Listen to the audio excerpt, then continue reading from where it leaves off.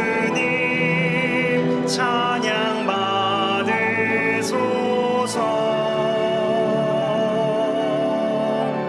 죄 사했네 우리 위해 성령 주셨네. 예수님 찬양 받으소서.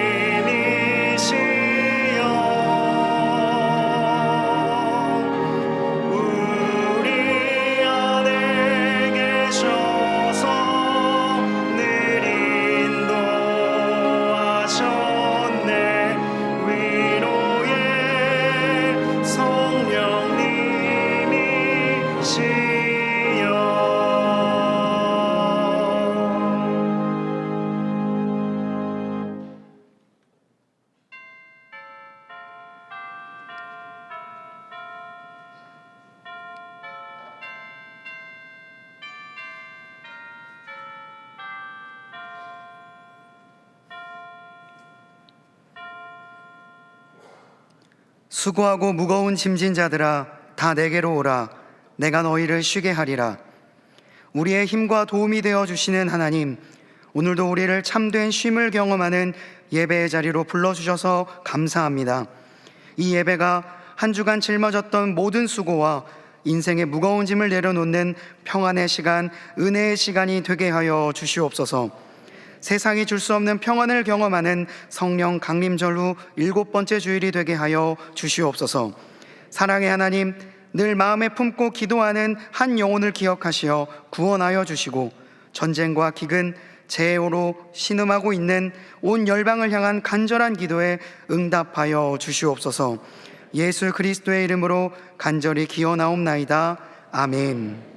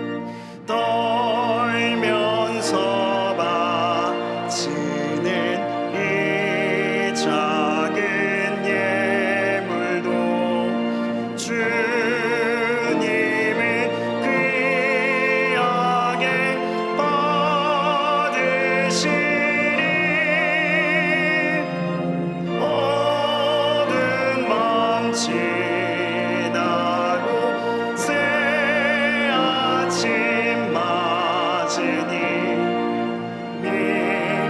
믿음과 소망을 늘 주시리.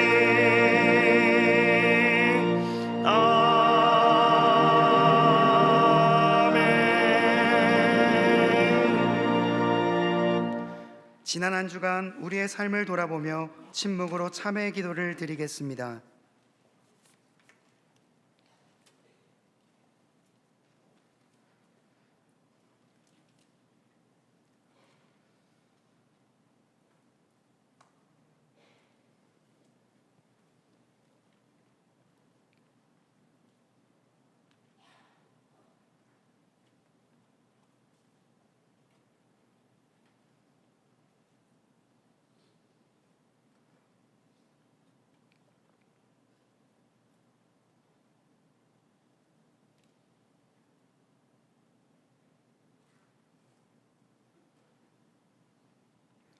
하나님께서 주시는 사죄의 말씀입니다. 하나님께서 구하시는 제사는 상한 심령이라. 하나님이여 상하고 통회하는 마음을 주께서 멸시하지 아니하시리이다. 아멘.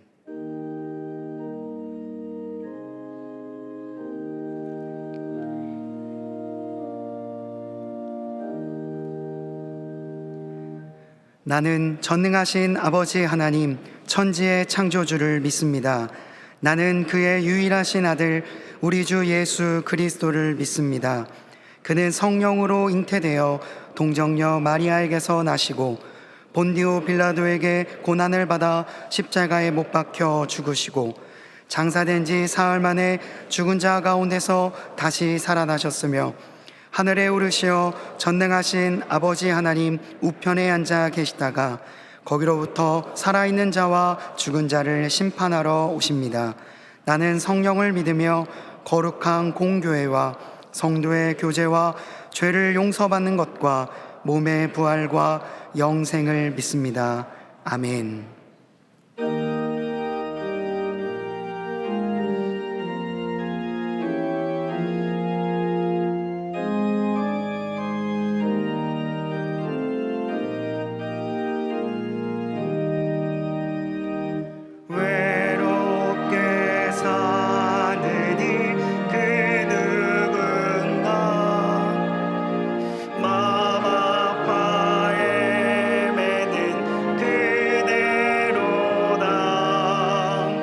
십자가 형틀에 너 위에 선하신 하나님 독생자 왜 잊었나.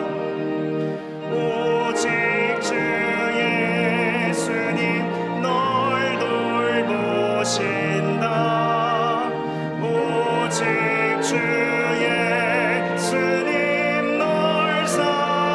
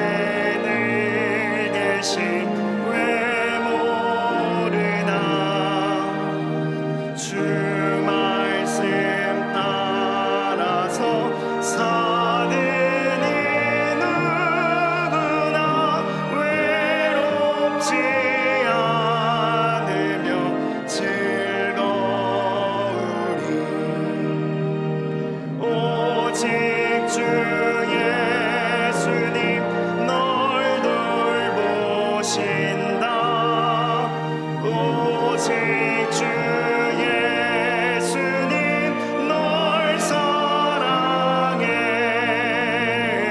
손잡아 내 길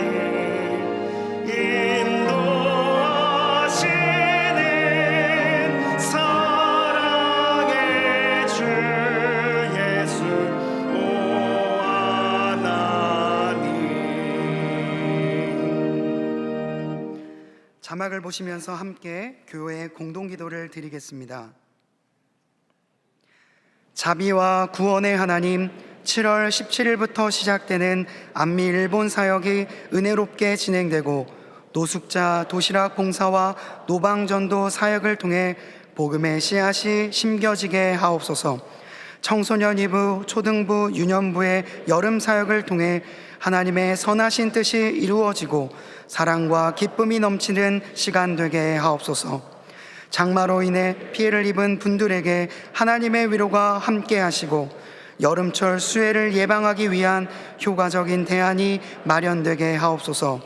담임 목사님의 영육간에 강건함을 주시고 가정과 사역 위에 하나님의 은혜와 평강이 충만하게 하옵소서. 아멘. 이제는 각 개인의 기도 제목과 작정한 한 영혼을 위하여 그리고 한우들을 위하여 기도를 드리겠습니다. 사랑과 은혜가 많으신 하나님 아버지, 감사합니다. 하나님 안에서 거룩한 예배를 올려드릴 수 있도록 인도하여 주시니 감사합니다.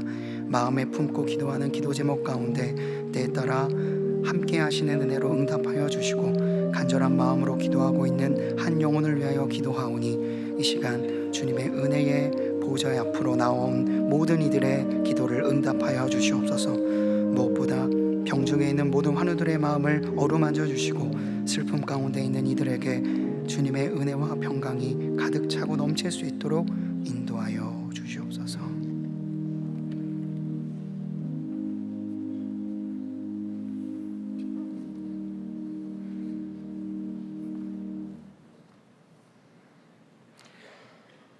사망의 음침한 골짜기로 다닐지라도 해를 두려워하지 않을 것은 주께서 우리와 함께 하심이라. 주의 지팡이와 막대기가 동안의 성도를 안위하시나이다. 아멘. 사랑의 하나님, 지난 한 주간 하나님의 은혜 가운데 지나게 하시고 오늘 거룩한 주일을 맞아 하나님의 전에서 예배드릴 수 있게 해주심을 감사드립니다. 우리의 살아감이 하나님의 은혜가 아니면 살아갈 수 없음을 고백하며 기도드립니다. 하나님, 우리의 나약함으로 지난 한 주간 세상과 타협하고 살았음을 고백하오니 용서하여 주시옵소서. 다시는 죄중에 거하지 않게 하시고 죄와 싸우되 피 흘리기까지 싸워 승리하는 우리가 되게 하여 주시옵소서. 사랑의 하나님, 고난 중에 거하는 동안의 성도를 위해 기도드립니다. 내가 네 곁으로 지나갈 때에 네가 피투성이가 되어 발짓하는 것을 보고 네게 이르기를 너는 피투성이라도 살아있으라. 다시 이르기를 너는 피투성이라도 살아있으라. 태산같이 밀려오는 고난 앞에 우리는 손을 들고 하나님께 간구합니다. 주의 말씀을 의지하여 손을 들어 기도하는 동안의 성도들에게 주께서 하신 말씀을 기억하셔서 말씀이 우리의 고난 중에 위로가 되게 하시고 말씀으로 우리를 살려주시길 간절히 간구합니다. 우리의 마음이 물같이 쏟아졌고 우리의 모든 뼈가 어그러져 싸우니 우리를 멀리하지 마시고 속히 우리를 도와주시옵소서. 그리하여 주의 이름을 온 세계에 선포하고 찬양하게 하여 주시옵소서. 혹여 우리의 죄 때문이라 하시면 간구합니다. 그가 찔림은 우리의 허물 때문이요 그가 상함은 우리의 죄악 때문이라. 그가 징계를 받음으로 우리는 평화를 누리고 그가 채찍에 맞음으로 우리는 나음을 받았도다. 약속하신 말씀을 믿고 간구하오니 간구하는 동안의 성도들에게 죄를 용서하여 주시어 이 시간 하나님의 역사하심을 체험하게 하여 주시옵소서. 하나님께서 세우신 동안교회를 위하여 기도드립니다. 삶의 현장을 하나님의 나라로 세워가길 소망하는 저희 동안교회를 사랑하여 주시옵소서. 죄악된 세상에서 하나님의 말씀을 지키는 파수꾼의 역할을 감당할 수 있게 하시며 하나님만 영광 받으시는 교회가 되게 하여 주시옵소서. 특별히 여름 기간 동안 모든 사역을 지켜 주시옵소서. 섬기시는 모든 분들이 하나님 마음으로 사역을 진행하게 하시고 사고의 위험이 없이 은혜로이 진행되어 하나님만 영광 받으시는 사역이 되게 하여 주시옵소서. 김영준 목사님을 담임 목사님으로 세워주셔서 감사드립니다. 목사님의 영육간에 강건하게 하시고 날마다 목양의 지경을 넓혀갈 수 있도록 능력을 더하여 주시옵소서. 이 시간 목사님께서 말씀을 선포하실 때에 성령님께서 함께 하셔서 말씀을 듣는 모든 성도들을 깨우며 하나님 앞에서 새롭게 결단할 수 있게 하여 주시옵소서. 찬양으로 하나님께 엉돌리는 시온 찬양대의 찬양을 받으시고 우리에게는 은혜의 시간이 되게 하여 주시옵소서. 여호와는 동안의 성도들에게 복을 주시고 지켜주시기를 원합니다. 여호와는 그 얼굴로 동안의 성도들에게 비추사 은혜 베푸시기를 원합니다. 여호와는 그 얼굴을 동안의 성도들을 향하여 드사 평강 주시기를 원합니다. 우리를 위해 십자가에서 죽으시고 부활하신 예수님의 이름으로 기도드립니다. 아멘.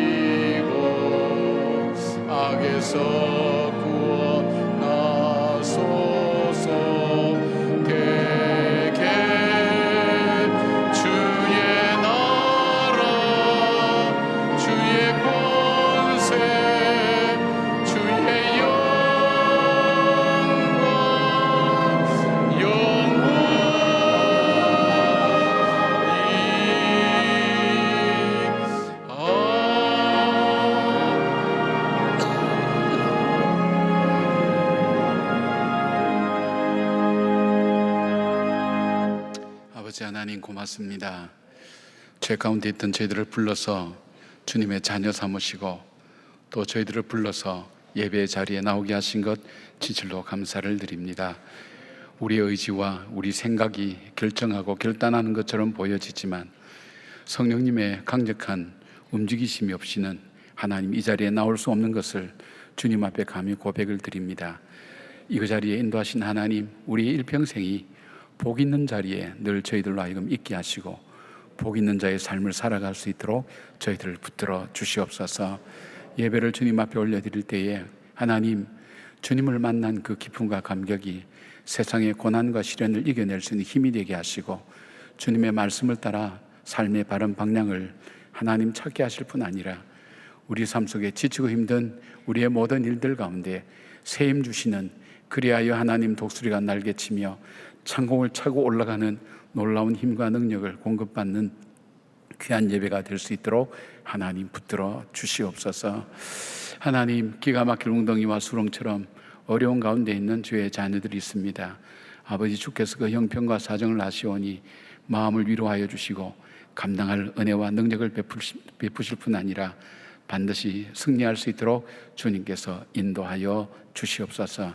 귀한 예물을 아버지 앞에 구별하여 올려드립니다.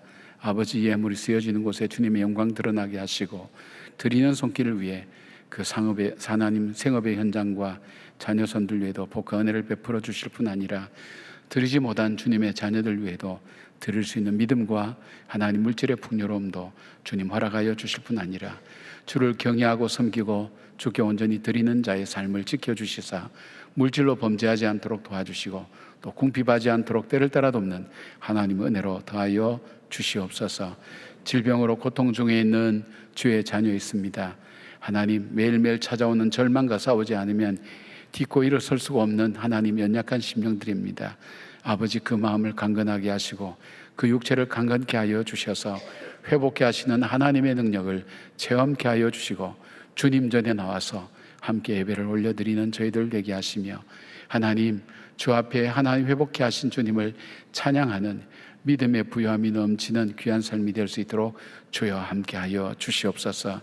우리 예배가 우리들만 모인 자리가 되지 않기를 원합니다. 주님 친히 임재하여 주셔서 한 사람도 그냥 왔다가 그냥 가지 않도록 그 마음에 하나님 주의 말씀으로 새롭게 채워지는 놀라운 은혜가 있게 하여 주시옵소서. 주신 은혜 감사하며 예수님 이름으로 기도드리옵나이다. 아멘.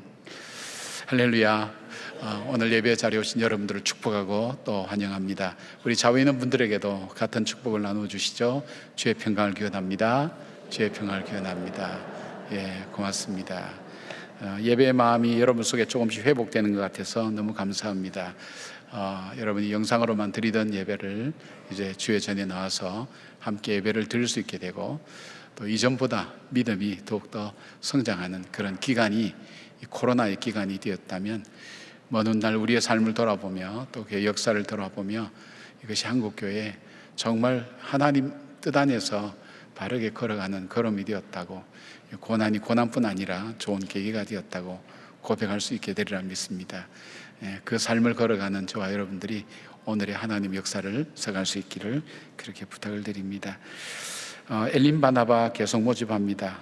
섬김의 기쁨을 드리기를 원합니다. 하나님께서 여러분에게 준비해 주신 그 섬김의 기쁨을 함께 나누고 교회가 공동체로 하나가 되는 귀한 우리가 훈련이기도 하고 또 사귐과 나눔의 시간입니다. 여러분 꼭 아직 마음에 결심 못한 분들은 한번 꼭 참여할 수 있도록 그렇게 해주시기 바랍니다. 저희 교회 남선교회에서 우리 주변에 보면 연세 많으시고 또 집이 넉넉하지 못한 어른들이 많이 있습니다. 사실 우리 중에도 연세 많으신 분들이 있는데 집에 뭐라도 하나 고장나면 겁이 나잖아요. 그죠? 여러분 워낙 담대하시니까 겁도 안 나시는 모양이네. 참 어떻게 고쳐야 될지, 뭐 돈만 많으면 다 바꾸면 되지만 그렇지 못할 경우가 참 많습니다.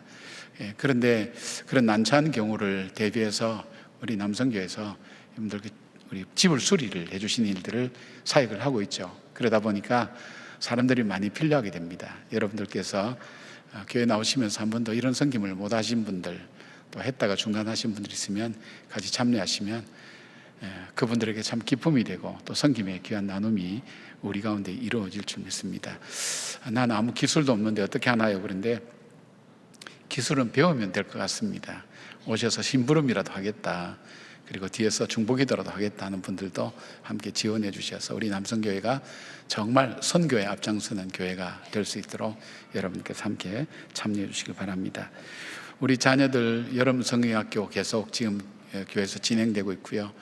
우리 대학부와 또 청년부는 농촌봉사 선교활동을 떠나게 됩니다. 오늘 보면 브로셔에 일정들이 나와 있으니까 여러분 격려해 주시고, 우리 격려해 주신 우리 장로님들 방문하면서 끝까지 함께 해 주시는 거 감사드리고, 우리 수고해 주신 여전도의 한 분 한 분들께도 감사를 드립니다.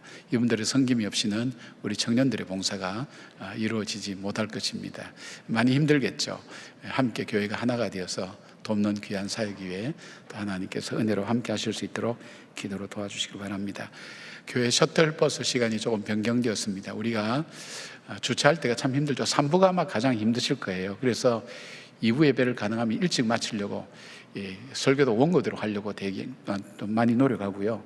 3부는 조금 여러분에게 전달해야 되겠다는 마음을 갖고 하니까 조금 길어지는데, 어떤 분이 그러세요. 목사님, 길어지는 거 보니까 건강 회복한 신호라서 너무 보기 좋습니다. 그런데 아무래도 이렇게 시간적인 여유를 찾기가 쉽지 않을 건데, 그래서 주차를 외국어 대학에 세우면 여러분 쉽게 이렇게 주차할 수 있는데, 제가 하는 단점은 거리가 멀다는 것인데 이제 셔틀버스를 운행을 합니다.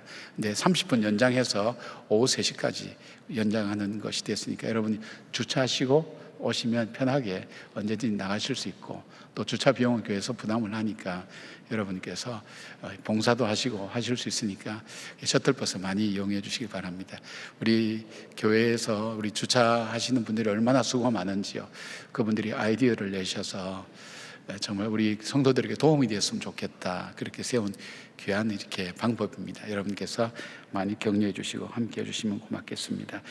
우리 어린이들이 외부 대회, 큰 대회에 나가서 좋은 성적을 잘 거두고 있습니다. 주보 보시고 격려하시고 축복해 주시면 고맙겠습니다. 우리 영상으로 계속 교회 소식 함께 나누겠습니다. 오 주님, 당신은 내 삶 구석구석까지 감찰하시며 나를 응원하시는 분, 내 길을 밝혀서 영원한 생명의 길로 인도하시며 나를 격려하시는 분, 크고 작은 갈등을 겪곤 하지만 항상 결국 당신을 선택합니다. 나의 유일한 고백의 대상은 오직 아름다운 당신뿐입니다. 나의 유일한 고백의 대상은 오직 아름다운 당신뿐입니다. 나의 유일한 고백의 대상은 오직 아름다운 당신뿐입니다. 나의 유일한 고백의 오늘 우리에게 주시는 하나님의 말씀은 에스더 6장 1절에서 3절, 10절에서 14절까지의 말씀입니다. 다 함께 일어나셔서 하나님의 말씀을 경청하시겠습니다.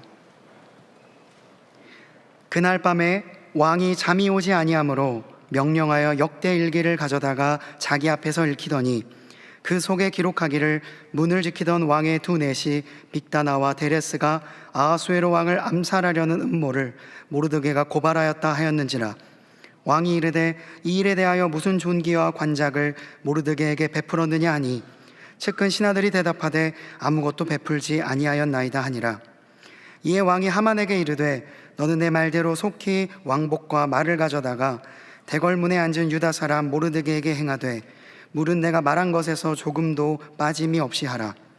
하만이 왕복과 말을 가져다가 모르드게에게 옷을 입히고 말을 태워 성중 거리로 다니며 그 앞에서 반포하되 왕이 존귀하게 하시기를 원하시는 사람에게는 이같이 할 것이라 하니라. 모르드게는 다시 대궐문으로 돌아오고 하만은 번뇌하여 머리를 싸고 급히 집으로 돌아가서 자기가 당한 모든 일을 그의 아내 세레스와 모든 친구에게 말하매 그중 지혜로운 자와 그의 아내 세레스가 이르되 모르드게가 과연 유다 사람의 후손이면 당신이 그 앞에서 굴욕을 당하기 시작하였으니 능히 그를 이기지 못하고 분명히 그 앞에 엎드러지리이다. 아직 말이 그치지 아니하여서 왕의 내시들이 이르러 하만을 데리고 에스더가 베푼 잔치에 빨리 나아가니라. 이것은 하나님의 말씀입니다. 아멘.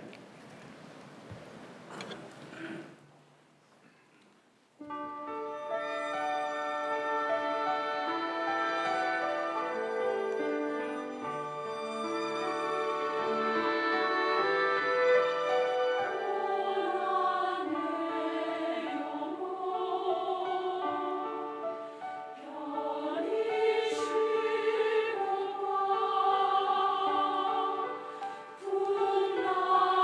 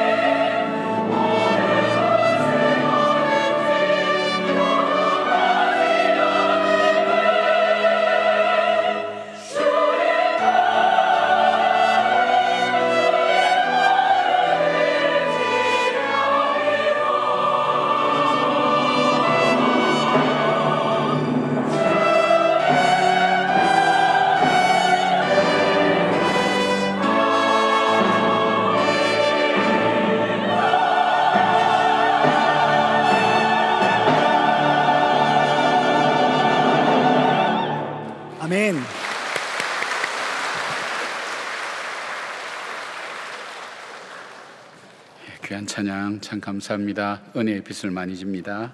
우리 찬양대 고맙습니다. 어느 신학교에 질문을 참 잘하는 신학생이 한 사람 있었습니다. 하나님에 대해서 궁금한 게 많고 성경에 대해서도 궁금한 게 많으니까 질문하다 보니까 쓸데없는 질문도 많이 하게 되고 수업에 방해되는 일들도 많았습니다. 한날은 정말 엉뚱한 질문을 합니다. 교수님, 하나님께서는 사람을 창조하시기 전에 무엇하고 계셨을까요? 사람도 없을 텐데 얼마나 심심하셨을까요? 이렇게 질문하는 겁니다. 속이 상해있던 이 교수님이 한마디를 합니다. 하나님께서 너같이 질문하는 사람을 위해서 참나무 몽둥이를 다듬고 계셔서 그렇게 대답했다는 것입니다. 우리가 하나님에 대해서 알기를 원하는 마음이 많죠. 성경을 읽을 때도 우리 하나님에 대해서 잘 모릅니다. 하나님 우리의 삶 속에 역사하신다고 하셨는데 내 눈에는 하나님 보이지 않고 내 삶은 하나님께서 때로는 외면하신 것 같기도 하고 다른 사람의 기도는 응답받았다고 얘기하는데 나에게는 아무런 소식도 없는 거 보면 하나님은 나하고 상관없는 모양이다 생각할 때가 많고 또 이 생각은 우리로 하여금 하나님은 어떻게 일하시는가 궁금한 마음을 많이 갖게 합니다. 그렇다면 오늘 이 에스더서를 우리는 자세히 읽어볼 필요가 있습니다. 보이지 않는 하나님께서 보이는 세상 속에 하나님이 일하시는 방법들을 잘 소개해주고 있습니다. 특별히 오늘 본문은 하나님은 어떻게 일하시는가 하는 부분을 우리에게 잘 말씀해주고 있습니다. 오늘 말씀을 통해서 이 말씀 속에서 역사하시는 그 하나님을 바라보는 눈들이 열려지고 또 하나님께서 나와 함께 계심에 대한 확신과 응답을 가지고 힘을 낼 수 있는 그런 시간이 되기를 바랍니다. 하나님은 어떻게 역사하고 계실까요? 첫 번째로 하나님은 우리의 일상 속에서 역사하고 계시는 분입니다. 1절 보니까 그날 밤에 왕이 잠이 오지 아니하므로 명령하여 역대일기를 가져다가 자기 앞에서 읽히더니 그렇게 되어 있습니다. 여기에 그날 밤으로 시작하죠. 이 그날 밤은 어떤 밤이냐? 에스더 왕비가 아수르의 왕과 하만을 위해서 첫 번째 잔치를 베풀고 그 다음날 또 잔치를 준비하는 전날이기도 하고 자기의 소청을 얘기하기 직전의 날이기도 합니다. 또한 이날 밤은 하만이 모르드게를 장대에 매달아 죽이려고 작정한 그런 날이기도 합니다. 그러니까 이 그날 밤이라는 것은 단순히 그냥 시간 중에 한 날, 많은 밤 중에 한 날이 아니라 어떤 의미 있는 날인 것을 보게 됩니다. 그런데 여기 보니까 왕이 잠이 오지 아니했다, 잠이 오지 아니함으로 이 말을 사용된 히브리어 나다드라는 그 표현 그대로 사용하면 잠이 달아났다 그런 표현입니다. 그래서 이 히브리어를 헬라어로 번역한 이 70인역에 보면 이것을 수동태로 이렇게 번역해 놓은 경우가 있습니다. 우리는 내가 원하면 잠을 자고 내가 원하지 않으면 잠에서 깨어 있고 우리 단순히 그렇지 않습니까? 불면증에 시달려 보지 않는 사람은 내가 원하면 언제든지 잠을 잘 수 있다는 생각을 하고 계시는데 사실 그거 쉽지 않습니다. 그런데 이 왕이 불면증에 시달렸다는 그런 표현은 없는 거 보면 잘 자던 어느 날 밤 하나님께서 그 잠을 못 자게 하신 겁니다. 그리고 대신 어떻게 하시는가? 많은 책 중에 궁중일기라는 딱딱한 역사책을 읽도록 그렇게 했습니다. 아마 딱딱한 역사책 읽고 그 다음에 읽는 사람들이 같은 목소리로 쭉 읽다 보면 여러분이 성경 읽다가 잠드는 것처럼 아마 그런지도 모르겠어요. 그렇게 잠이 잘 오는 건지 모르지만 아무튼 하나님께서 깨워서 궁중일기를 듣게 하였습니다. 근데 수많은 내용 중에 5년이 지난 5년 전에 궁중내시 빅다나와 데레스가 왕을 모반해서 죽이려 했지만 모르드게가 고발하여서 왕의 생명을 구한 사건을 접하게 되었습니다. 그리고 그 일에 대해서 아무런 상급도 주지 않고 지나가 버렸다는 것도 깨닫게 됐습니다. 당시 바사나라에서는 왕에게 충성을 다한 사람에게 상급을 내리는 것을 굉장히 중요시하게 여겼습니다. 그것은 왜냐하면 왕의 자비를 나타내는 것도 되지만은 왕에게 모든 사람이 충성하게 하기 위한 그런 중요한 예가 되기 때문입니다. 왕은 그날 밤에 모르드게라고 하는 존재를 알게 되었고 바로 자신의 생명을 구한 것과 동시에 자기는 그에게 해준 것이 아무것도 없다는 것을 깨닫게 되었습니다. 쉽게 말하면 왕이 모르드에게 빚을 지고 있다는 그런 마음을 느끼게 만들었습니다. 근데 이것이 우연한 사건이 아니라는 것입니다. 자, 여러분, 이 사건은 왕의 목숨을 구한 모르드게가 유대인이라는 것과 자기와 함께 살고 있는 그 지혜로운 이 에스더 왕비가 유대인이라는 것을 알게 되고, 이들을 죽이기 위해서 하만이라는 사람이 음모를 끼워서 죽게 만든다는 것을 이제 말씀드릴 때에 왕이 이 사이에서 판단을 해야 됩니다. 하만의 말과 모르드게의 말, 그리고 에스더의 말 중에 어느 것이 진짜인지를 판단해야 하게 될 때에 바로 이 모르드게라는 사람의 이름을 알았고, 이 사람이 나를 구원하였다, 그리고 나와 살고 있는 바로 이 여인이 유대인이라는 사실을 알게 되면 이거는 선택하고 결정하고 판단하는데 결정적인 일이 되는 겁니다.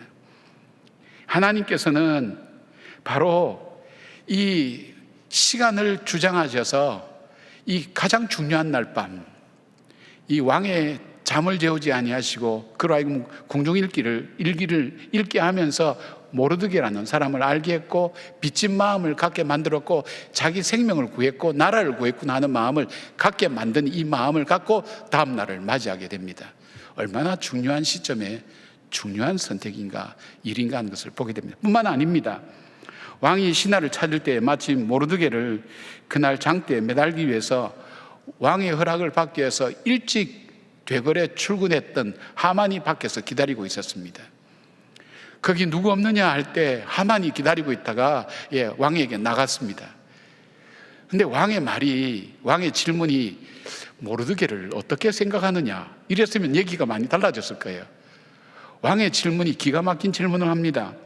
6절을 보니까 이렇게 말씀하고 있습니다. 왕이 존귀하게 하기를 원하는 사람에게 어떻게 하여야 하겠느냐, 이런 질문을 합니다. 이 질문은 하만으로 하여금 오해하게 만듭니다. 왕이 존귀하게 여기는 사람은 나밖에 없지, 그럼 나를 어떻게 할까?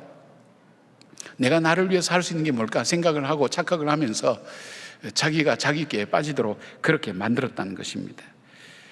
자기가 죽이고 싶은 모르드게를 자기의 대답 하나 잘못으로 인해서 자기가 그 모르드게를 가장 높여주는 일을 온 천하에 다니면서, 그러니까 성중에 다니면서 창피를 당해야 되는 일을 겪게 만드는 계기가 된 것을 보게 됩니다.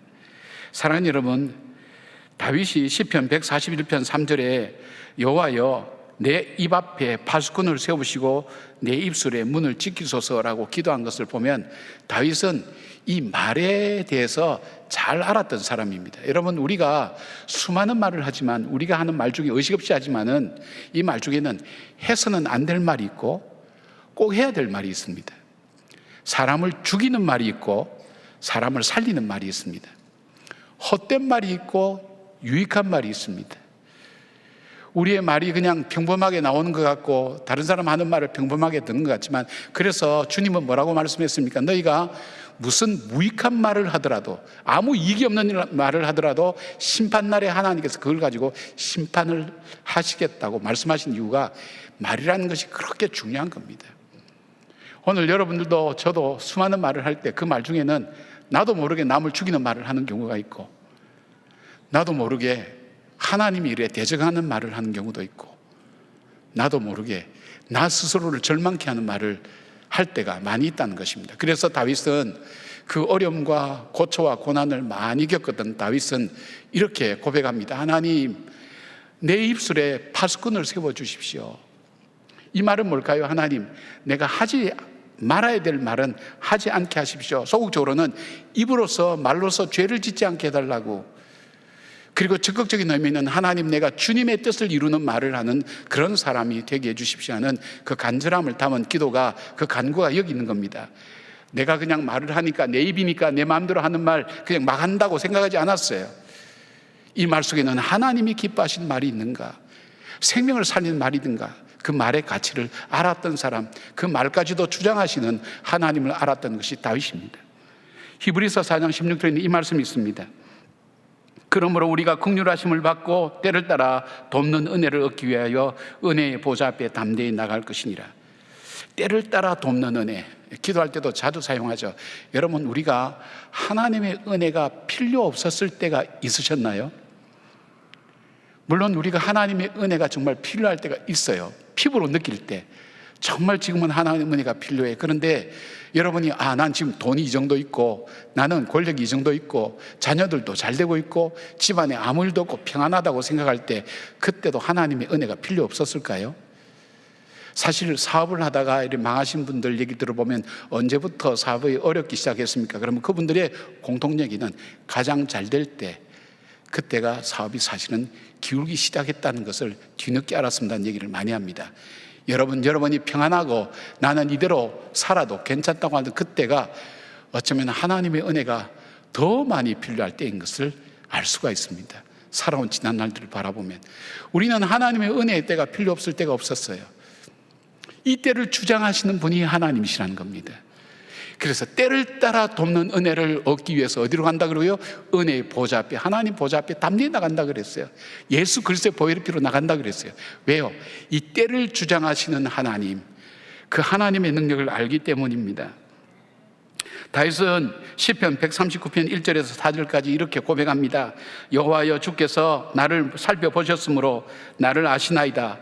주께서 내가 앉고 일어섬을 아시고 멀리서도 나의 생각을 밝히 아시오며 나의 모든 길과 내가 눕는 것을 살펴보셨으므로 나의 모든 행위를 익히 아시오니 여호와여, 내 혀의 말을 알지 못하시는 것이 하나도 없으시니이다. 다윗만큼 인생에 있어서 여러 가지 어려운 일들을 많이 경험한 사람이 있겠습니까? 목동에서 왕이 되기까지의 과정은 험난한 과정이었고 수많은 일들을 경험했습니다. 그런데 그 과정 속에서 자기의 고백은 하나님은 알고 계시다는 겁니다. 내가 눕는 것도, 그 처절하게 동굴 속에서 혼자 외로이 죽음을 기다리는 그런 처지와 형편이 있었지만 지나고 보니까 하나님은 그때도 알고 계셨고, 내 마음에 아무한테도 얘기 안 했던 그 생각도 하나님은 알고 계셨고, 내가 말하는 것도 하나님은 다 알고 계셨다. 그 고백을 다윗은 그렇게 합니다. 그렇기 때문에 다윗은 하나님 앞에 간절히 기도합니다. 다윗만의 기도일까요, 여러분? 정말 하나님이 우리의 일상, 지금 이 시간까지도 하나님은 나를 주장하고 계시고 내 일상생활을 주님께서 알고 계시고 그 다음에 주님께서 보고 계신다는 그 믿음을 우리가 분명히 안다면, 그 하나님을 안다면 우리가 기도하지 않을 이유가 있을까요? 우리가 하나님, 오늘 하루 더 살았다는 것이 죄를 짓는 하루를 더 살았다는 것이 아니고, 하나님, 내가 하루를 더 살았다는 것이 하나님 앞에 더 가까이 나가는 하루요, 하나님 뜻을 이루는 하루요, 하나님이 기뻐하시는 하루를 더 살아갈 수 있는 그런 간절한 마음이 우리들 속에 없나요?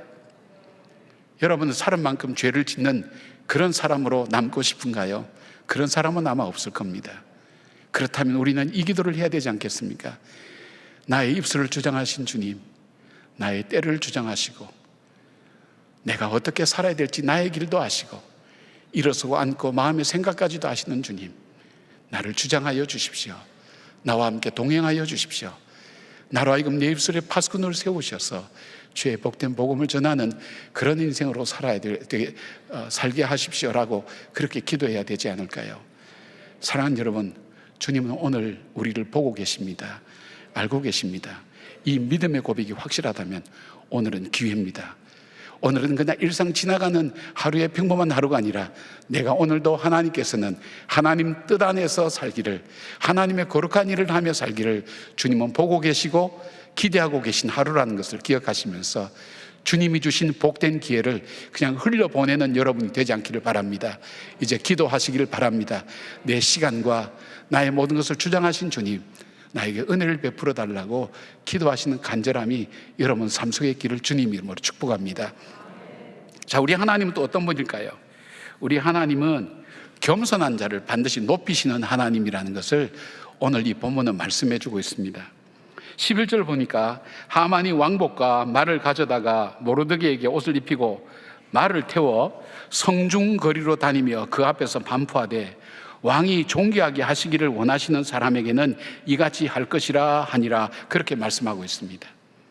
말씀드린 것처럼 왕이 궁중일기를 들으면서 자신의 생명을 구해준 모르드게라는 사람의 이름을 알게 되었고, 그리고 아무것도 그에게 시상하지 않은 것을 알게 되었습니다.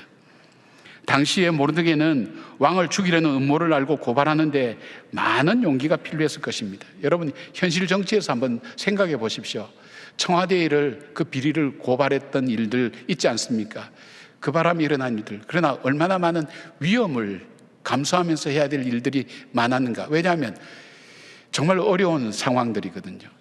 얼마나 많은 용기를 냈는지 모릅니다. 모르드게는 위험한 일이었습니다. 그런데 그럼에도 불구하고 모르드게는 이 일을 고발함으로 인해서 왕의 생명을 구하고 나라를 구했습니다. 그런데 아무런 보상도 없이 그냥 지나가 버렸습니다.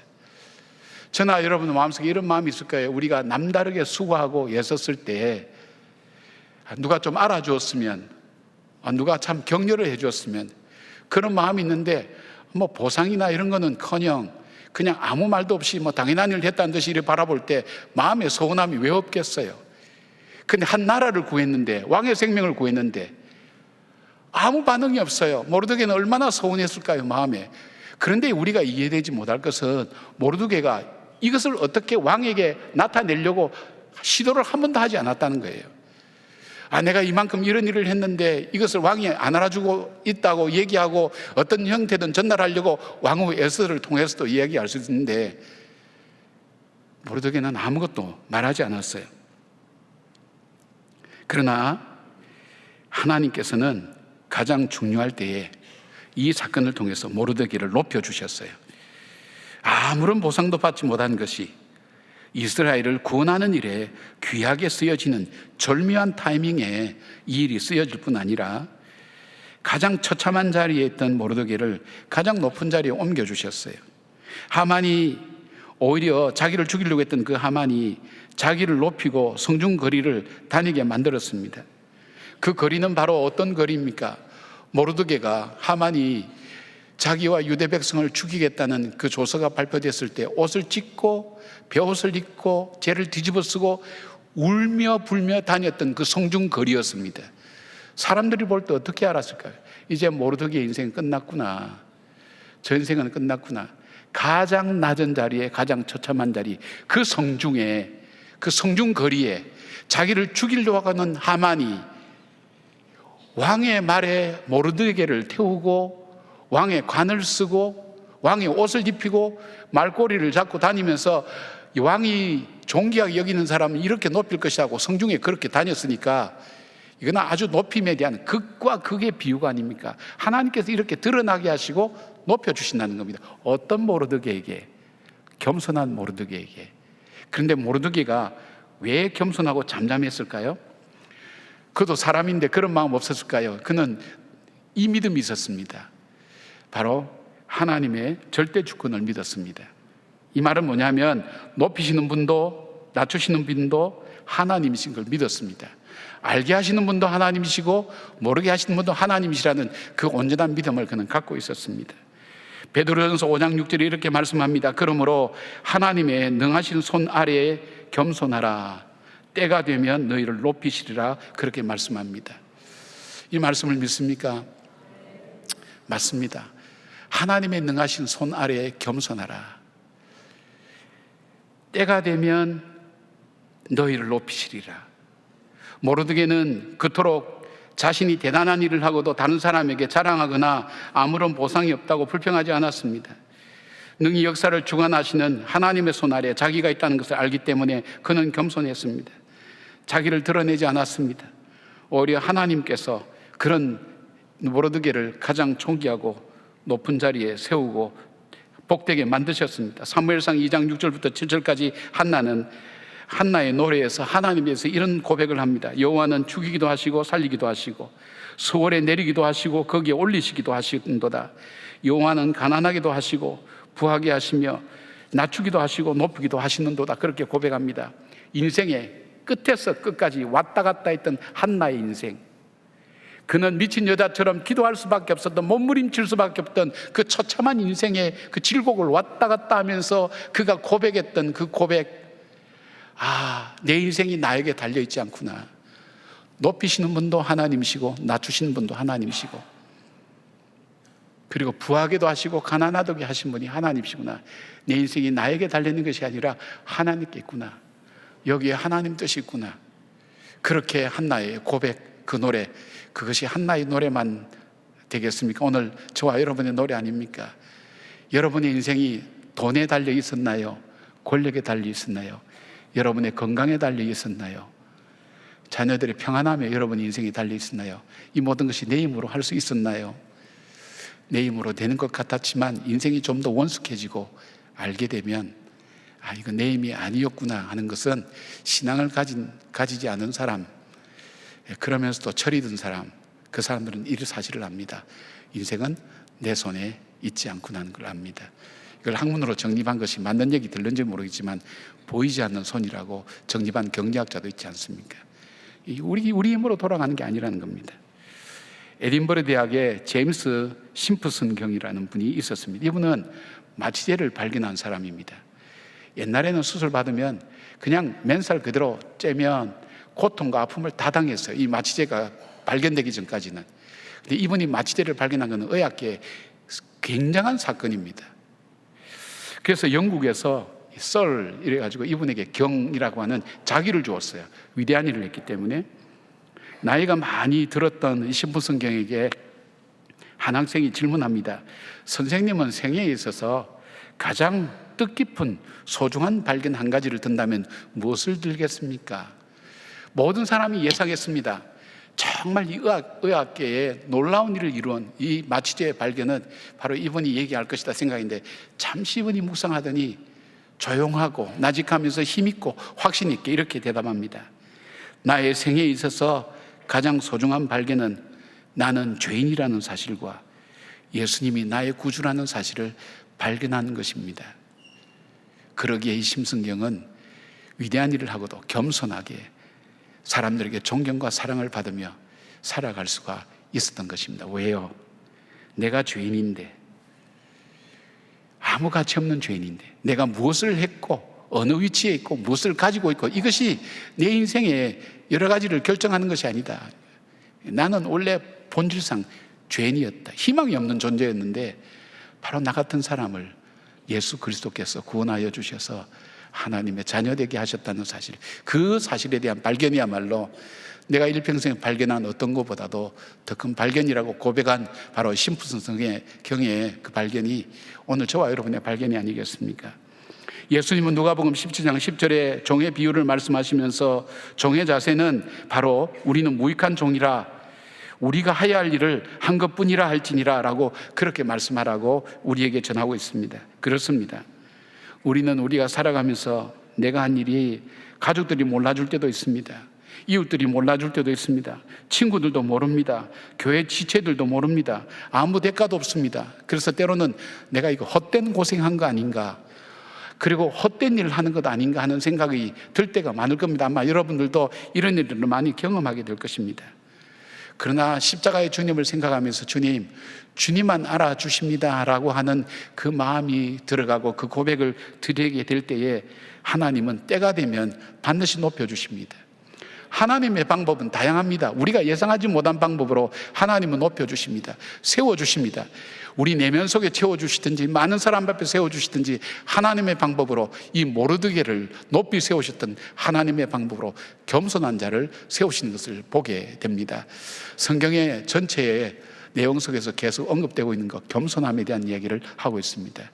바로 내 자신이 죄인이라는 것, 그리고 그 예수 그리스도께서 나를 구속해 주셨다는 사실을 아는 바로 이 하나님을 믿는 이 믿음에서 나오는 것, 그것이 바로 겸손의 삶인 것을 보게 됩니다. 겸손했던 모르드게, 오늘 에스더서의 마지막 절은 이렇게 말씀하고 있습니다. 유다인 모르드게가 아하수르 왕의 다음이 되고 유다인 중에 크게 존경받고 그의 허다한 형제에게 사랑을 받고 그의 백성의 이익을 도모하며 그의 높은 종족을 아니하였더라, 그렇게 말씀합니다. 여러분, 이 말씀이 기가 막힌 말입니다. 여러분, 세상에 높은 사람이라고 다 존경받습니까? 돈 많이 가졌다고 사랑을 받습니까? 그리고 높은 위치에 있고 돈 많이 가졌다고 해서 다른 사람들을 유익하게 하는 사람이 다입니까? 아닙니다. 세상은 그렇지 않습니다. 돈 많다고 사람들 존경하지 않습니다. 높은 자리에 있다고 사람 존경하지 않습니다. 오히려 뒤에서 욕할 수도 있습니다. 그런데 오늘 여기 모르드게는 하나님께서 어떻게 만드셨는가 하면 유다인 모르드게가 아하수에로 왕의 다음이 되고 하만의 자리에 올라가게 된 거죠. 유다인 중에 크게 존경받고 허다한 형제에게 사랑을 받고 그의 백성의 이익을 도모하며 그의 모든 종족을 안위하였더라. 엄청나게 하나님께서 크고 존귀하게 쓰신 것을 봅니다.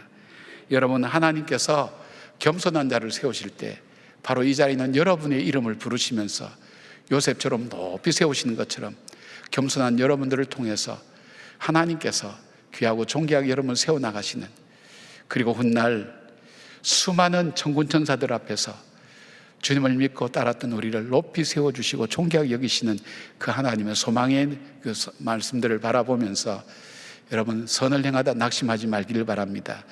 복된 일을 하다가 중단하지 말기를 바랍니다.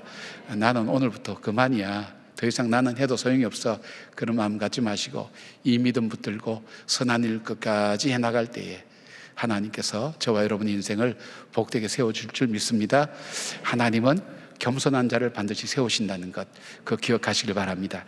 세 번째로, 하나님은 어떤 일을 하십니까? 하나님은 언약한 것을 반드시 이루시는 분이십니다.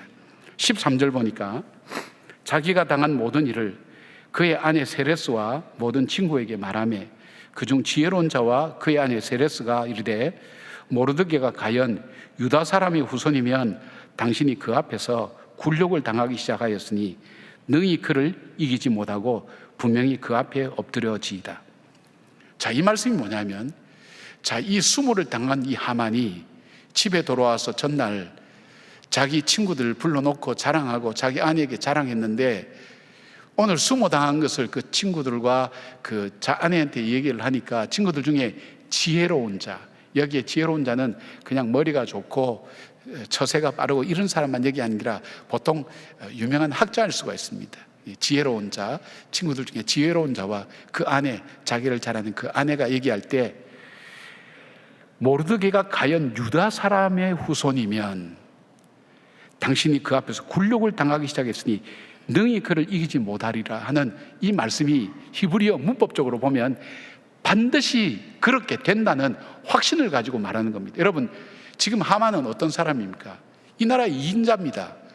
지금 외형적으로 변한 거 없습니다. 그런데 그를 향해서 확신이 없으면 얘기를 못 합니다. 그런데 당신이 이 모르드게가 유다인이면 당신은 이제 끝났어, 이 말이에요. 당신이 지금 괜찮은 것 같아요. 당신은 끝난 거야, 이런 얘기를 할 수 있나요? 근데 이 말씀의 근거가 어디서부터 나왔을까요? 지혜로운 사람들, 그들은 하나님의 약속의 말씀, 성경에서 말씀에서 그들은 알게 되고 인용하게 된 거예요. 왜냐하면 봤거든요. 70년간 포로 생활하면서 도무지 이 나라는 독립할 수가 없다, 포로로 살다가 끝날 민족이다, 이 세상이 없어질 민족이라 생각했는데 어느 날 고레스 왕이 오면서 이스라엘 백성을 해방시켰거든요. 그런데 이것이 보니까 그냥 어느 날 갑자기 이루어진 일이 아니라 선지자들을 통해서 하나님이 약속하시고 이전에 약속하신 것을 하나님께서 언약하신 대로 이루시는 것이라는 것을 이방 사람들이 알았던 겁니다. 그래서 얘기하는 겁니다. 이방 사람들만 알았습니까? 아닙니다. 모르드게와 에스더는 더 잘 알았죠. 하나님은 언약하신 대로 행하신다, 하나님이 약속하신 것을 행하신다 하는 것을 그는 알고 있었습니다.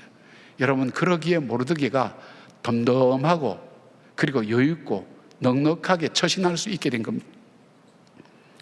자기를 죽이기 위해서 하만이 20m의 장대를 세우고 있다는 것을 듣고도 그는 요동하지 않았습니다. 하만이 자기를 왕의 말에 태우고 거리를 다닐 때에도 모르드게는 당당했습니다. 그 일이 끝난 후에 성경은 모르드게는 자기 일을 위하여 궁궐문으로 돌아갔다고 얘기합니다. 일상으로 복귀한 겁니다. 흔들림이 없습니다. 이 흔들림이 없는 이유가 뭘까요? 이 믿음이 있었던 겁니다. 하나님은 우리가 기도한 대로, 언약한 대로, 약속한 대로 우리 민족을 보호하시고 우리를 지켜주신다는 이 확신을 갖고 있기 때문에 흔들림이 없는 겁니다. 게이머들이 만든 처음 표현한 말입니다만은 2022년 카타르 월드컵에서 회자되기 시작해서 2022년도 최고의 유행어가 됐던 말이 있습니다. 들어보시니 모르겠어요. 중꺽마. 중국말 같죠? 중꺽마. 사진을 한번 띄워보시면, 사진 태극기 밑에 보면 중요한 것은 꺾이지 않는 마음이다. 그것입니다.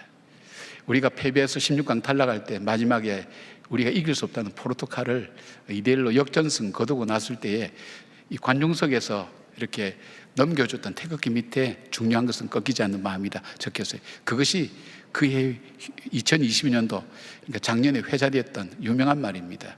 시대적인 상황을 반영하고 있겠죠. 우리는 우리 자신을 꺾는 일들이 얼마나 많습니까? 꺾여야 되는 일들이 얼마나 많습니까? 현실 앞에 꺾이고, 세월 앞에 꺾이고, 돈 앞에 꺾이고, 건강 앞에 꺾이고, 환경 앞에 꺾이고, 자식 앞에 꺾이고, 우리의 마음이 꺾이고 꺾여서 더 꺾일 것도 없는 마음을 가지고 살아갈 때가 얼마나 많습니까? 그런데 치료하는 의사 선생님들 말씀 들어보면 환자가 그 마음이 꺾이고 나면 그때부터 증세가 급속하게 악화된다는 것입니다. 아, 나는 이제 다 살았구나, 이제는 끝이구나, 이제 마지막이구나 하는 순간부터 그냥 그 인생은 꺾이기 시작하는 겁니다. 죽기 시작하는 겁니다. 마찬가지입니다. 혹시 여러분 중에 꺾인 분들 없습니까? 삶 속에서 꺾이고 현실 속에서 꺾여서 아, 나는 이대로 살아야 되나, 더 이상 소망이 없구나 생각하고 있습니까? 중꺾마. 우리 자외 옆에 있는 사람 보면서 발음도 잘 안 되지만 한번 해볼까요? 중꺾마. 예, 중요한 것은 꺾이지 않는 마음이다. 이 마음. 근데 이 마음을 어디서부터 얻을 수 있을까요? 세상에는 잘 없죠. 스가랴 선지자는 4장 6절에 이렇게 말씀합니다. 만군의 여호와께서 말씀하시되 이는 힘으로 되지 아니하며 능력으로 되지 아니하고 오직 나의 영으로 되느니라. 그렇게 말씀합니다. 힘은 체력이나 재력을 말합니다. 능력은 인간의 노력이나 실력을 의미합니다. 인간의 힘으로는 불가능합니다. 그러나 하나님 부어주시는 능력, 즉 영역이 있으면 승리한다는 것입니다. 어떤 시련이 닥쳐와서 나에게 도전해와도 내가 꺾이지 않는 마음, 때로는 패배도 괜찮습니다. 때로는 잃어버려도 괜찮습니다. 그러나 내 마음속에 이것으로 인해서 꺾이지 않는 마음 갖고 있으면 반드시 길이 열려지고 승리한다는 것입니다. 이 믿음이 어디서부터 오는 겁니까? 바로 하나님의 말씀부터 온다고 성경은 말씀하고 있습니다. 다윗은 하나님을 바라보면서 수없이 자기를 꺾는 수많은 사건이 자기 삶 앞에 전개될 때에 그는 바로 하나님 말씀 붙들고 꺾이지 않고 담대했습니다. 그래서 시편 31편 24절에 이렇게 말씀합니다. 강하고 담대하라, 여호와를 바라는 너희들아. 그냥 단순히 강하고 담대하라, 격려하는 말이 아니에요. 여호와를 바라는 너희들아. 바로 우리를 다시 세워주시고 우리를 꺾이지 않게 하시는 그분이 바로 하나님이시라는 것을 믿고 그 하나님을 믿는 그 믿음 가지고 담대하게 다시 일어서라고 그렇게 말씀하는 겁니다. 이사야 41장 10절은 우리의 형편과 처지를 잘 말씀하고 있습니다. 두려워하지 말라, 내가 너와 함께함이라. 놀라지 말라, 나는 네 하나님이 됨이라. 내가 너를 굳세게 하리라. 참으로 너를 도와주리라. 참으로 나의 의로운 오른손으로 너를 붙들리라. 여러분, 이 말씀을 가만히 보면 우리가 인생을 살면서 경험하는 많은 일들이 많습니다. 여러분 살면서 두려워하는 일들이 얼마나 많습니까? 두려움으로 인한 병을 치료하기 위해서 수많은 돈이 투자되고 있습니다. 인간에게 가장 근본적인 그 마음이 분노와 두려움이라는 감정인데 이 두려움이 얼마나 많습니까? 두려워할 때가 많습니다. 놀랄 일들이 얼마나 많습니까? 우리는 자다 일어나도 놀랄 만한 일들이 오늘도 나를 기다리고 있는 경우가 얼마나 많습니까? 주님이 이리 말씀합니다. 두려워하지 마라, 내가 너와 함께 하겠다. 놀라지 말라, 나는 네 하나님이 되겠다. 근데 하나님이 돕는 방법은 두 가지가 있습니다. 하나는 내 안에 이미 주신 지혜와 능력을 잘 활용할 수 있도록 용기를 주고 힘을 주고 그리고 활력을 주겠다는 그 의미가, 돕겠다는 의미가 있고, 그 다음에 또 하나 돕는다는 의미는 슈퍼내추럴, 그러니까 초자연적인 현상, 그러니까 하나님이 주신 능력으로 붙들어 주겠다는 두 가지 의미가 동시에 있습니다. 내가 너에게 준 용기와 지혜도 북돋아 주겠지만은 내가 너를 붙들어서 반드시 승리하고 일어설 수 있도록 하겠다. 하나님의 기가 막힌 위로의 말씀인 것을 보게 됩니다. 사랑하는 여러분, 우리는 두려워할 일들이 참 많은 세상에 살고 있습니다. 놀랄 일들도 너무 많습니다. 그리고 연약합니다. 현실 앞에, 실패 앞에, 질병 앞에, 연약함 앞에 우리 마음은 꺾일 수밖에 없습니다. 그러나 우리 하나님은 우리 안에 있는 힘을 굳세게 하시겠다고 말씀합니다. 하나님의 능력으로 붙들어 주시겠다고 말씀합니다. 이 하나님 말씀은 능력이 있습니다. 하나님 말씀은 권세가 있습니다. 그 약속을 믿는 자에게는 하나님의 주시는 은혜가 있습니다.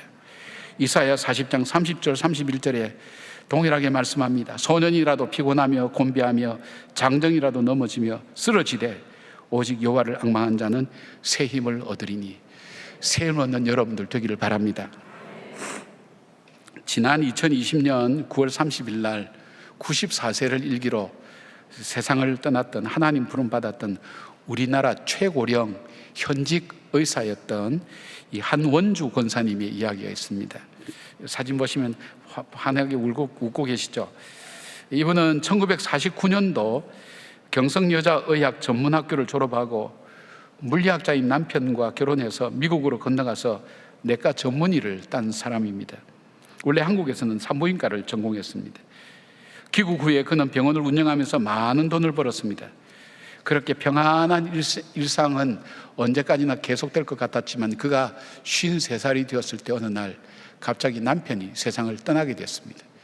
지금까지 의지했던 남편, 한 사람을 잃어버린 것이 아니라 남편을 잃어버렸고, 남편 한 사람이 아니라 나 자신을 잃어버린 겁니다. 내가 의지하고 살아왔던, 하늘처럼 이렇게 기대왔던 그 남편이 갑자기 세상을 떠날 때 무엇을 해야 될지, 어떻게 살아야 될지 그는 아무것도 아직 알지 못했습니다. 마음이 꺾인 거예요. 남편이 죽었을 때 꺾였는 거예요. 그때 그가 한 것이 있다면, 그 외할아버지가 목사님이에요.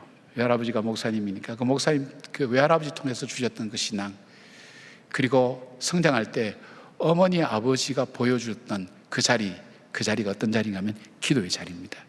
기도의 자리에 꺾인 마음을 가지고 나갔습니다. 그 아버지 어머니가 찾던, 외할아버지 외할머니가 찾던 바로 그 자리에 앉아서 기도합니다. 기도할 때 하나님께서 그 마음을 어루만지기 시작했습니다. 그러면서 그 마음속에 생각나게 하셨습니다. 자기가 어릴 때 아버지 의사, 독립투사이면서 의사였던 자기 아버지가 가난하고 어려운 사람을 위해서 끊임없이 봉사하고 섬겼던 그 사실들을 계속 기억나게 하셨습니다. 그러면서 그 마음속에, 꺾인 그 마음속에 하나님께서 그렇지, 나도 이제는 정말 사람들을 섬기면서 살아야 되겠다. 자기가 개원했던 그 병원을 무료 병원으로 전환시켰습니다. 주로 도시 영세민들, 어려운 사람들, 미국에서 이게 의사 자격증을 갖고 온 사람이 별로 없는 데라서 명의로 소문났겠죠. 사람들이 얼마나 많이 찾아오겠습니까? 사람들이 치료되는 것을 보고 다시 웃고 돌아가는 것을 보면서 이분 인터뷰에서 그런 얘기했어요. 자기는 이 세상에 섬김의 기쁨이라는 것이 얼만큼 소중한가 하는 것을 알았다는 거예요. 아, 이 기쁨이 얼마나 귀한 것인가. 그리고 하나님 앞에 쓰임 받는다는 것, 하나님이 기뻐하신 일을 한다는 것, 얼마나 이것이 기쁜 것인가. 그래서 이분의 얼굴이 환한 거예요. 사람들을 만나면 웃음을 주는 거예요. 용기를 주는 거예요. 그리고 이분 표현이 하나님께서 주시는 마음이 있으면 어떤 암병도 다 달아나고 도망간다는 거예요. 그 기쁨을 가지고 살게 되었습니다. 이분이 83까지 병원에서 그런 무료 진료를 하다가 그 나이가 드셔서는 어디로 갔냐면 요양병원으로 갔습니다. 요양병원의 내과 과장으로 가셔서 거기서 마지막 인생을 마무리하는 사람, 그 사람들에게 천국의 소망을 소개해 주었습니다. 그리고 그는 그렇게 기도합니다. 하나님, 오늘도 사용해 주셔서 감사합니다. 내게 주신 이 기술, 실력과 지혜를 정말 주님을 위해서, 또 어려운 사람을 쓰게 해주셔서 감사합니다. 주님께서 언제라도 부르시면 네 하고 달려가는 삶을 살게 해달라고. 그리고 그는 2020년 9월 30일 날 세상을 떠나면서 세 마디를 남겼습니다. 신문에 이렇게 보도가 됐습니다. 그 말이 뭐냐면, 힘내, 힘내, 가을이다, 사랑해. 멋진 말이죠. 자기의 살아온 모든 삶을 잘 요약하는 그런 표현입니다. 여러분은 마지막 때 무슨 말씀 하시고 싶으세요? 아이고 고생했다 그렇게 하시겠어요? 어떻게 하시겠어요? 어떤 말씀 남기고 싶으세요? 내가 살아온 일평생을 요약해서 단어로 표현한다면 힘내, 힘내, 가을이다, 사랑해. 그리고 마지막까지 의사로 있다가 세상을 떠났습니다. 고난이 찾아오고 지병이 들고 나이가 들어도 그의 섬김과 봉사는 꺾이지 않았습니다. 왜냐하면 자기를 붙드시는 그 하나님을 바라보았기 때문입니다. 그렇습니다. 보이지 않는 세상, 보이지 않는 주님을 보이는 세상에서 발견한다는 것은 어려운 일처럼 여겨집니다. 그러나 하나님 말씀은 오늘 우리에게 이것을 보여줍니다. 우리의 일상 속에 하나님 역사하고 계신다는 것. 말씀을 통해서 하나님을 바라봅니다.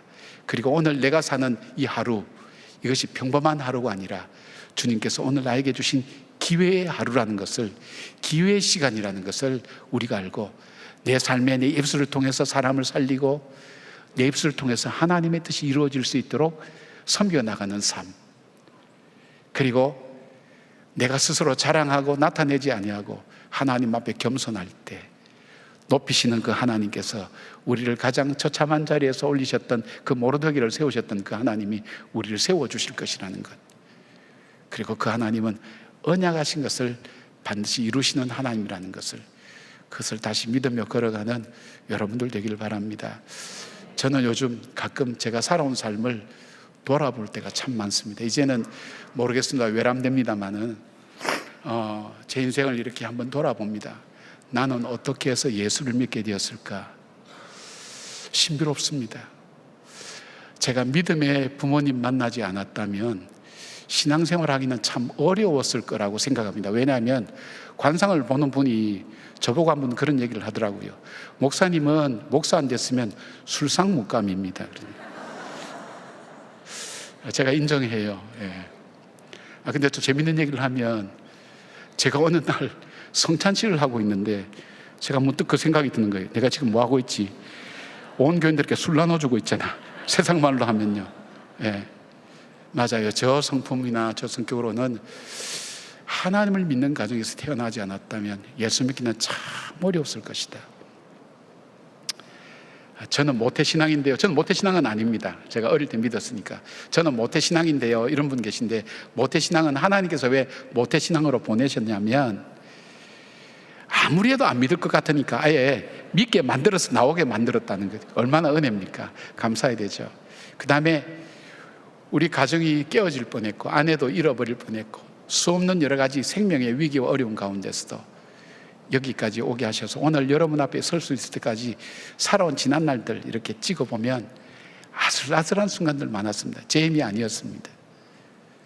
여러분도 시편 기자들의 고백처럼 이스라엘의 가장 험난했던 역사의 그 중요한 분기점마다 여호와의 선하심과 인자심을 고백했던 것처럼 여러분의 삶을 쭉 돌아보면서 나는 느끼지 못했지만 보지는 못했지만 그러나 강력하게 내 삶을 주장하고 계시고 인도하셨던 그 하나님이 내 인생 속에 있었다고 그렇게 고백할 때 여러분 오늘 우리의 삶은 또 하나의 기회가 된다는 걸 기억하면서 하나님 주신 기회를 복되게 살아가는 여러분들 되시기를 주의 이름으로 축복합니다. 아멘. 기도하겠습니다.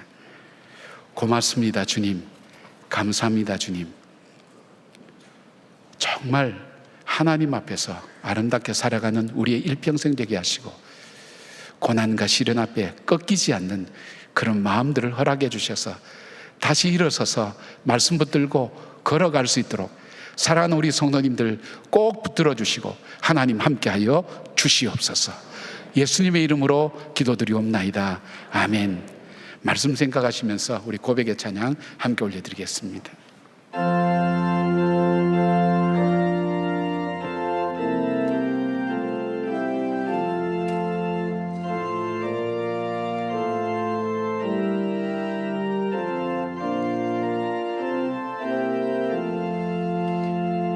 내 눈을 들어 주를 살피니 산악이라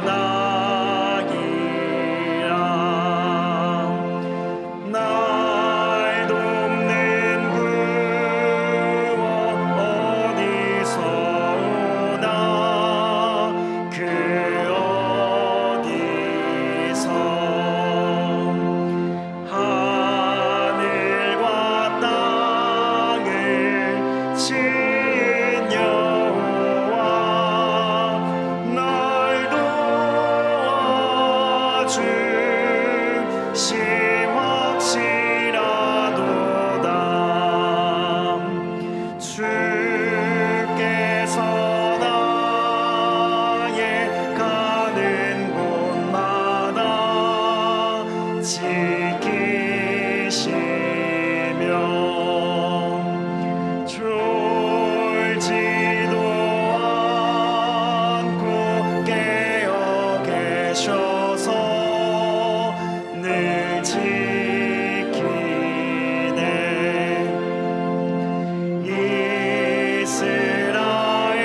이스라엘을 지키시는 이 쉬지도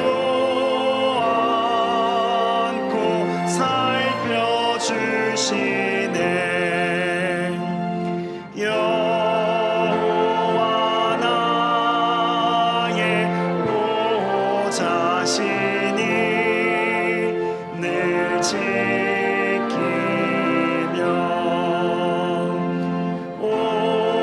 오른팔 들어 보호하시고 그늘 되네.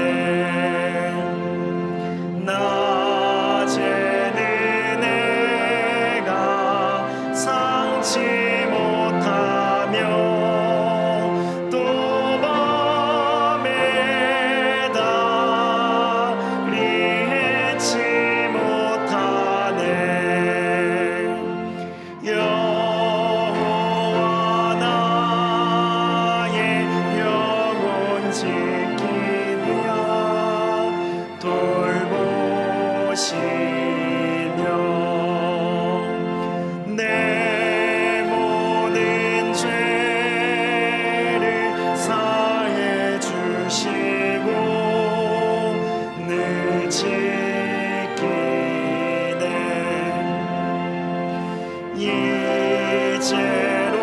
이제로부터 영원 무궁히 주 나의 주를 지켜주시리.